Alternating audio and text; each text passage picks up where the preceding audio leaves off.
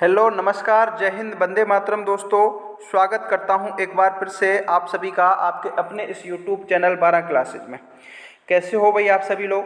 आशा उम्मीद करता हूं कि आप सभी स्वस्थ होंगे, मस्त होंगे और अपनी तैयारी में ज़बरदस्त रूप से व्यस्त होंगे। प्यारे साथियों, चतुर्श्रेणी भर्ती परीक्षा की तैयारी करने वाले सभी साथियों के लिए अब याद होगा कि आपका मात्र 6 दिन आपकी परीक्षा के लिए बचे हुए हैं दोस्तों। और आपकी परीक्षा के लिए आपके जो एडमिट कार्ड हैं वो जारी कर दिए गए हैं दोस्तों। तो जिस भी साथी ने अभी तक एडमिट कार्ड नहीं देखा है तो एडमिट कार्ड डाउनलोड ज़रूर कर लें और उसमें अच्छे से अपने सेंटर को देखें कि सेंटर कहाँ आया है। उसमें आपके कुछ बिंदु और नियम भी दे रखे हैं दोस्तों, उनको भी आप अच्छे से पढ़ लेना। उसके बाद आपको उन नियमों को फॉलो ज़रूर कर लेना। और कहाँ कहाँ आपका सेंटर आया है वो आप एक बार कमेंट करके ज़रूर बताएं। प्यारे साथियों, आज की क्लास हमारी मॉडल टेस्ट पेपर 16 के साथ रहने वाली है, जिसमें हम आपके संपूर्ण पाठ्यक्रम पर प्रश्न देखने को मिल जाएंगे। लगभग सभी विषयों के प्रश्न रहेंगे जो आपकी परीक्षा के लेवल के रहेंगे। मोस्ट इम्पोर्टेंट हूबहू आपकी परीक्षा में छपने वाले प्रश्न हैं दोस्तों। अब अंतिम समय है और अंतिम समय में अब आपको आकलन करना है दोस्तों, आपकी कैसी तैयारी है। एक एक प्रश्न को मिलाना है, लास्ट में कमेंट करना है कितने प्रश्न आपने सही किए हैं, जिससे आप अपना स्वयं का आकलन कर सकें। अब आप अपनी क्लास को शुरू करते हैं। पहला प्रश्न आपके सामने है, प्रश्न को ध्यान से पढ़ना है, उसके बाद राइट आंसर कमेंट करते चलना है। कच्ची घोड़ी नृत्य किस अवसर से संबंधित है? वेरी वेरी इंपॉर्टेंट क्वेश्चन है दोस्तों, काफ़ी बार पूछा गया है। कच्ची घोड़ी नृत्य होली पर, नवरात्रा पर, तीज पर, विवाह पर, सभी को याद होना चाहिए। कच्ची घोड़ी जो नृत्य है वो आपके विवाह के अवसर पर की जाती है साथियों। डी विकल्प इस क्वेश्चन का राइट आंसर हो जाएगा। मैं आपको बता दूं साथियों कि कच्ची घोड़ी नृत्य से एक प्रश्न और पूछा जाता है कि ये किस क्षेत्र का है, तो ये आपके शेखावाटी क्षेत्र का है, इसको याद रख लेना। और शेखावाटी क्षेत्र से अक्सर प्रश्न पूछे जाते हैं। दो नृत्य फेमस देखने को मिलते हैं, एक आता है गीदड़ नृत्य और एक आता है आपका कच्ची घोड़ी नृत्य। इनको आपको याद रख लेना। अगले प्रश्न की ओर बढ़ो साथियों। अगला प्रश्न क्या कह रहा है बताओ। प्रश्न को ध्यान से पढ़ो साथियों। मैं हमेशा बोलता हूं सबसे पहली प्राथमिकता आपको प्रश्न को ध्यान से पढ़ना है। और अंतिम समय में आज की क्लास आपकी रिवीजन क्लास रहेगी। एक एक प्रश्न को मिलाते चलिए और ध्यान से देखते चलिए, समझ के चलना है। राजस्थान में निम्नलिखित में से पारंपरिक नृत्य में से कौन सा नृत्य है जो महिलाओं द्वारा सर पर मटकियों को रख करके किया जाता है? बताओ भाई। घूमर नृत्य, कालबेलिया नृत्य, भवाई नृत्य, अग्नि नृत्य। बताओ इस क्वेश्चन का राइट आंसर। यानी कि महिलाएं हैं जो अपने सर पर मटकियों को रखकर करती हैं, तो वो आपका भवाई नृत्य होता है दोस्तों। कौन सा नृत्य होगा? भवाई नृत्य। और भवाई नृत्य आपके मेवाड़ क्षेत्र से संबंधित देखने को मिलता है। सी विकल्प इस क्वेश्चन का राइट आंसर चला जाएगा। शाबाश, जितने भी साथी यहाँ सी को चयन कर रहे हैं सभी सही रहेंगे। कमेंट करते चलिए सभी साथी। आप सभी को पता है कि रोजाना शाम को 7 बजे अपने चैनल पर डेली क्लासें देखने को मिलती हैं दोस्तों। इससे पहले मैं आपके लिए 14-15 मॉडल टेस्ट पेपर पूरे करा चुका हूं।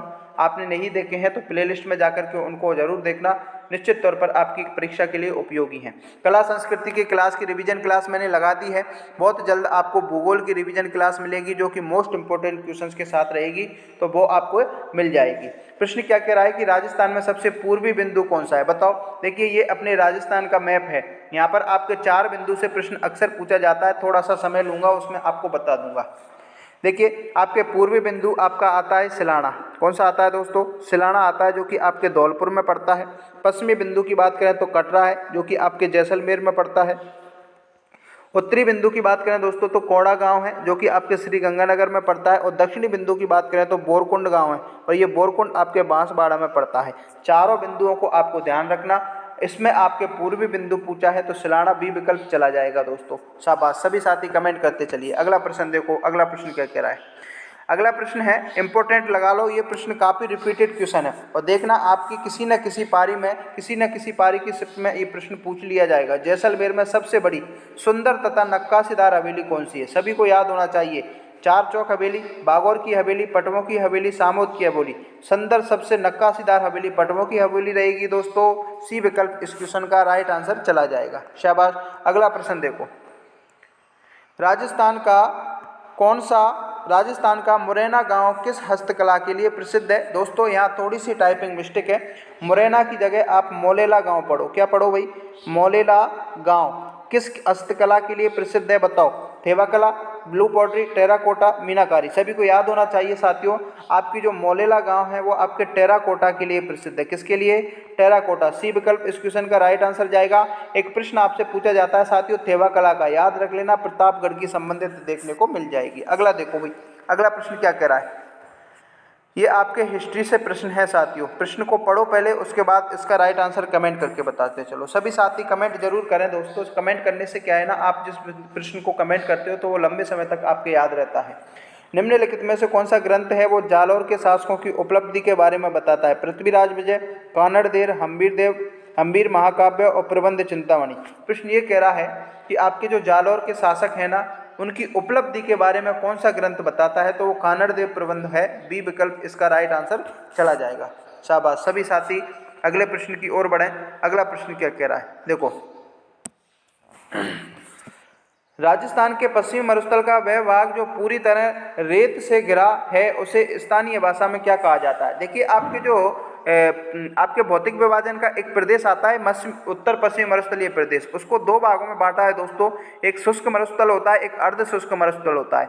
यानी कि प्रश्न ये पूछ रहा है कि राजस्थान में जो रेतीला भाग होता है उस रेतीली भाग को स्थानीय भाषा में क्या कहा जाता है? तो उसको इर्ग कहा जाता है। साथियों ये प्रश्न इंपॉर्टेंट है, अच्छा प्रश्न है, ये प्रश्न बहुत शानदार है दोस्तों। बी विकल्प इस क्वेश्चन का राइट आंसर जाएगा। कभी कभी ये भी पूछ लिया जाता है कि जो पथरीला इलाका होता है, तो पथरीला इलाका अगर आपसे पूछा जाए तो वहाँ अम्बादा जाएगा, और रेतीला पूछे तो इर्ग जाएगा। लेकिन इन दोनों का मिश्रण पूछे, इन दोनों का अगर आपसे मिश्रण पूछे कि रेतीला और पथरीला इलाका को दोनों को मिश्रण से क्या कहेंगे, तो उसको कहेंगे इर्ग अहमदा रैग। उसको क्या कहेंगे दोस्तों? रैग कहेंगे। यहाँ से प्रश्न आपका पूछा जाता है। अगला देखो, अगला क्या कह रहा है, काकनवाड़ी का पठार राजस्थान के किस जिले में? बताओ, इंपॉर्टेंट क्वेश्चन है साथियों। काकनवाड़ी का पठार आपके अलवर जिले में जाएगा दोस्तों। अलवर जिला विकल्प नंबर ए इस क्वेश्चन का राइट आंसर चला जाएगा। अगला देखो, सभी साथी अगले प्रश्न के राइट आंसर बताएं दोस्तों। आपके किसान आंदोलन से प्रश्न पूछा जाएगा दोस्तों। किसान आंदोलन का प्रश्न आपका आ चुका है। दूधवा खारा किसान आंदोलन राजस्थान के किस जिले से संबंधित है? बताओ। अलवर, चूरू, भीलवाड़ा, बांसवाड़ा। बताओ, दूधवा खारा किसान आंदोलन आपके चूरू, वर्तमान में आपके चूरू जिलों से संबंधित है दोस्तों। बी विकल्प इस क्वेश्चन का राइट आंसर जाएगा। पहले ये आपके बीकानेर रियासत में देखने को मिलता था दूधवा खारा, लेकिन बी विकल्प इस क्वेश्चन का क्या रहेगा? राइट आंसर होगा। शाबाश। सभी साथी कमेंट करते चलें दोस्तों। अगला प्रश्न देखो, अगला प्रश्न क्या कह रहा है, निम्न में से किस रियासत ने 1857 की क्रांति के दौरान अंग्रेजों की सहायता नहीं ली थी? आपकी 1857 की क्रांति का क्वेश्चन है दोस्तों।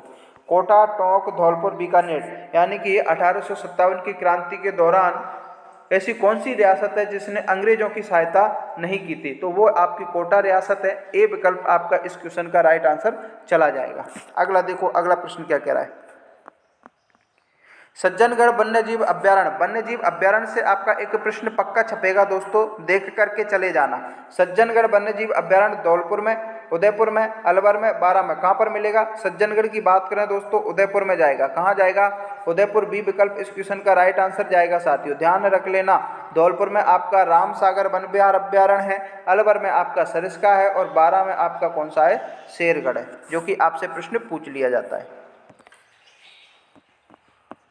अगला क्वेश्चन देखो, अगला प्रश्न क्या कह रहा है, राजस्थान के निम्नलिखित जिलों में से कौन सा न्यूनतम प्रतिशत वाला वन क्षेत्र है? नागौर, बारां, चूरू, जैसलमेर। वन वाला एक आपका टॉपिक है जहाँ से प्रश्न आपका पूछा जाता है। प्रश्न ये पूछ रहा है कि निम्नलिखित में से कौन सा जिला है जिसका न्यूनतम प्रतिशत वन क्षेत्र है? तो वो आपका चूरू है दोस्तों। सी विकल्प इसका राइट आंसर चला जाएगा। अगला देखो, 11वें क्वेश्चन का सी जाएगा। शाबाश। अगला प्रश्न देखो भाई, अगला प्रश्न क्या कह रहा है, राजस्थान में जिला आयोजन समिति का अध्यक्ष कौन होता है? वेरी वेरी इंपॉर्टेंट क्वेश्चन है साथियों, इंपॉर्टेंट लगा लो, स्टार लगा लो। राजस्थान में जिला आयोजन समिति का अध्यक्ष किसे माना जाता है? जिला कलेक्टर, वित्त मंत्री, मुख्य कार्यकारिणी अधिकारी और जिला प्रमुख। बताओ, 12वें क्वेश्चन का राइट आंसर बताओ। जिला आयोजन समिति का अध्यक्ष आपका जिला प्रमुख होता है दोस्तों। कौन होता है? जिला प्रमुख। डी विकल्प इस क्वेश्चन का राइट आंसर चला जाएगा। प्यारे साथियों, अगले प्रश्न की ओर बढ़े। रागड़ी बोली किन बोलियों का मिश्रण है? देखिए, बोलियों से आपका एक प्रश्न पक्का आएगा साथियों। रागड़ी बोली किन बोलियों का मिश्रण है? तो याद रख लेना, एक आती है आपकी मारवाड़ और एक आती है आपकी मालवी। मारवाड़ और मालवी दोनों बोलियों का मिश्रण आपकी रागड़ी होता है। डी विकल्प इसका राइट आंसर जाएगा साथियों। अगला देखो प्यारे दोस्तों, अगला प्रश्न क्या कह रहा है? आभूषण का प्रश्न है और प्रश्न ये कह रहा है कि निम्न में से कौन सा आभूषण है जो गले में नहीं पहना जाता? देखिए, तिवड़िया, रखड़ी, सरी, तुलसी। गले में कौन सा नहीं पहना जाता दोस्तों? तो रखड़ी आपके गले में नहीं पहना जाता है। बी विकल्प इसका राइट आंसर जाएगा। रखड़ी आपके सिर का आभूषण है दोस्तों, ये भी आपको बिंदु ध्यान रख लेना। अगला देखो भाई, निम्न में से कांटल उत्सव आयोजित होता है? बताओ, देखिए कांटल उत्सव कहाँ आयोजित होता है? अच्छा प्रश्न है, इंपॉर्टेंट लगा लो दोस्तों। उदयपुर, बीकानेर, चित्तौड़गढ़, प्रतापगढ़। बताओ इस क्वेश्चन का राइट आंसर बताओ। कांटल उत्सव आपके प्रतापगढ़ जिले में है दोस्तों। कहाँ पर है? प्रतापगढ़ जिला। डी विकल्प इसका राइट आंसर जाएगा प्यारे साथियों। अगला देखो, अगला क्या कह रहा है भाई?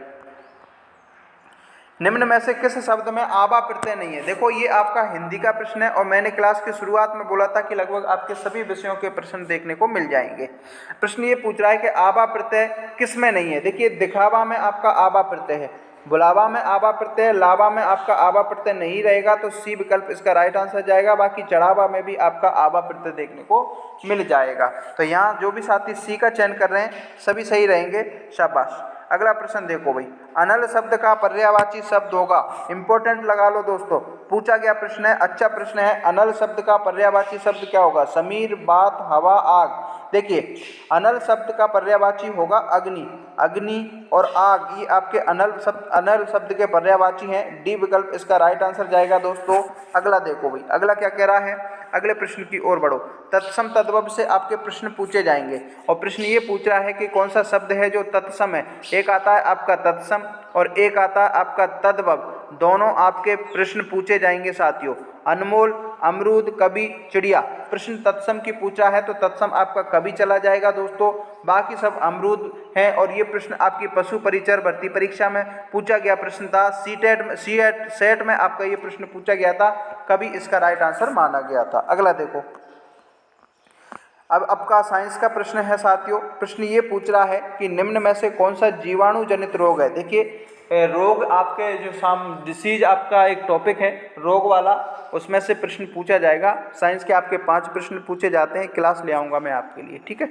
चलो, जीवाणु जनित रोग की बात कर रहा है। पोलियो, फेल्सियरिसिस, टाइफाइड और हीमोपीलिया। प्रश्न ये पूछ रहा है कि जीवाणु जनित रोग कौन सा है? 19वें क्वेश्चन का राइट आंसर बता दो दोस्तों। देखिए, आपका जो टाइफाइड है ये आपके जीवाणु जनित रोग है। बाकी पोलियो की बात करें तो ये वायरस का है। फेल्सिस की बात करें तो ये आपका कृमि रोग है और हीमोपीलिया की बात करें तो ये आपका आनुवांशिक रोग है। सी विकल्प जाएगा आपका जीवाणु जनित रोग टाइफाइड होगा। अगला देखो, सभी साथी कमेंट करते चलें। क्लास अच्छी लग रही हो तो लाइक, शेयर एंड सब्सक्राइब जरूर करें दोस्तों। और लास्ट में कमेंट करके जरूर बताएं कितने प्रश्न सही किए हैं, कहाँ से आप जुड़ रहे हो, क्लास कैसी लगती है और एडमिट कार्ड कहाँ से आपके सेंटर आए हैं वो भी एक बार आप कमेंट करके जरूर बताएं। देखो, निम्न में से कौन सा भौतिक परिवर्तन है? देखिए, एक आता है आपका रासायनिक परिवर्तन और एक आता है आपका भौतिक परिवर्तन। इन दोनों में से आपके प्रश्न पूछे जाते हैं। प्रश्न यहाँ पूछ रहा है कि भौतिक परिवर्तन का उदाहरण कौन सा है? भोजन पचना ये आपके रासायनिक परिवर्तन का है। लोहे में जंग लगना ये भी आपका रासायनिक परिवर्तन है दोस्तों। पटाखे जलना भी आपका रासायनिक परिवर्तन है, लेकिन जो क्रिस्टलीकरण है ये आपके भौतिक परिवर्तन का उदाहरण है। डी विकल्प इसका राइट आंसर जाएगा। अगला देखो भाई, अगला प्रश्न क्या कह रहा है? भारतीय संविधान ये आपके संवैधानिक व्यवस्था और राजनीति का प्रश्न है। भारतीय संविधान में छुआछूत उन्मूलन हेतु कौन सा अनुच्छेद है? दोस्तों, आपके संविधान और आपके राजनीतिक व्यवस्था के 10 प्रश्न आएंगे और मैं एक क्लास ले आऊँगा मोस्ट इम्पोर्टेंट की, उसमें आपके 10 नंबर पक्के हो जाएंगे दोस्तों। ऐसा प्रश्न पूछा है कि आपके जो भारतीय संविधान में छुआछूत उन्मूलन हेतु कौन सा अनुच्छेद है?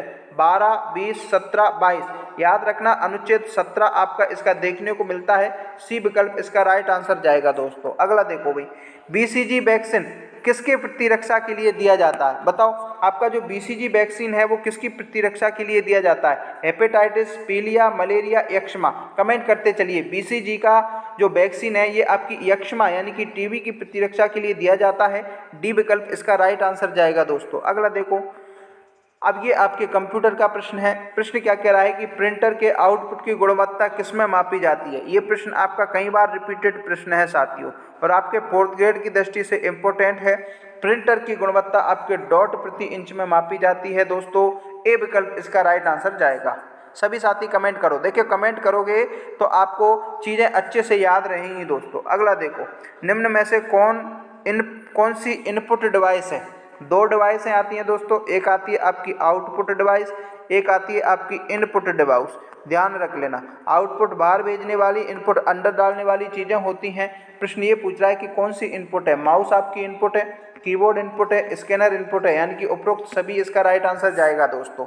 शाबाश, सभी साथी डी को चयन कर देंगे। अगला देखो भाई, अगला क्या कर रहा है। WWW का फुल फॉर्म है। WWW का फुल फॉर्म इंपॉर्टेंट है, पूछा गया प्रश्न है, और इसकी फुल फॉर्म होती है वर्ल्ड वाइड वेब। ए विकल्प इसका राइट आंसर जाएगा प्यारे साथियों। अगले प्रश्न की ओर बढ़े। अगला प्रश्न देखते हैं दोस्तों।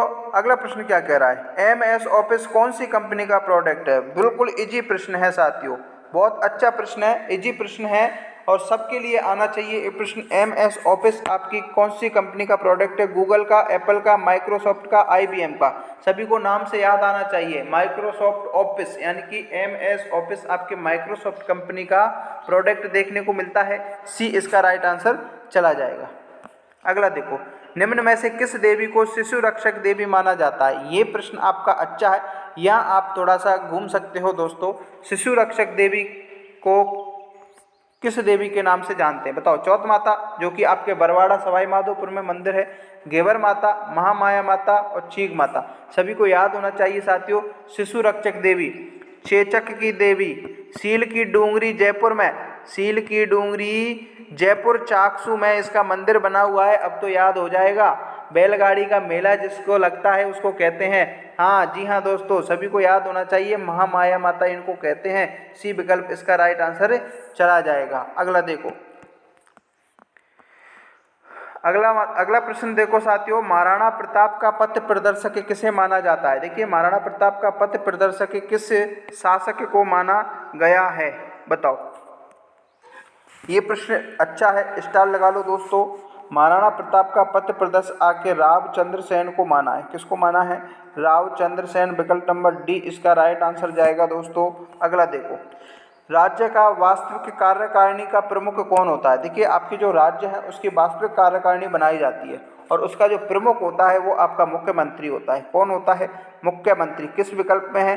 बी विकल्प में है गुरुजी। तो बी को क्या कर देंगे दोस्तों, लॉक कर देंगे। जितने भी साथी यहाँ बी चयन कर रहे हैं सभी सही रहेंगे। अगला प्रश्न देखो, अब ये प्रश्न आपके साहित्यिक कृतियों से है दोस्तों। मैं आपको बता दूं, आपकी जो साहित्यिक कृति वाला टॉपिक है उसको देख लेना अच्छे से।